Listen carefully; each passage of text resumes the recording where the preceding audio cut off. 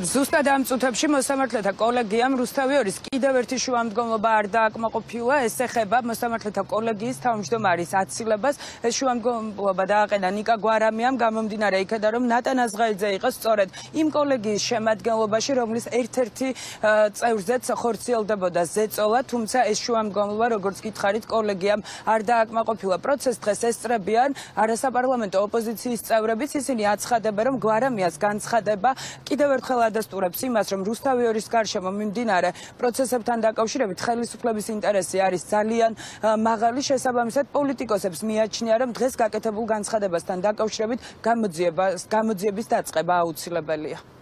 სასამართლო პროცესის განმავლობაში ბუნებრივია ამგვარი საკითხის დაყენების დროს ყოველთვის შეუძლებელია მტკიცებულების წარმოქმნა. მაგრამ ყველაზე მნიშვნელოვანი არის ის, თუ რა სტანდარტით ხელმძღვანელობს სასამართლო იმისთვის, რომ საზოგადოებას ჰქონდეს ნდობა მის მიმართ. ესეთი სტანდარტი მდგომარეობს იმაში, რომ გარეგნული მხარე სასამართლოს უნდა იყოს ისეთი, რომ ის არ იწვევდეს ეჭვს მის მიუკერძოებლობაში.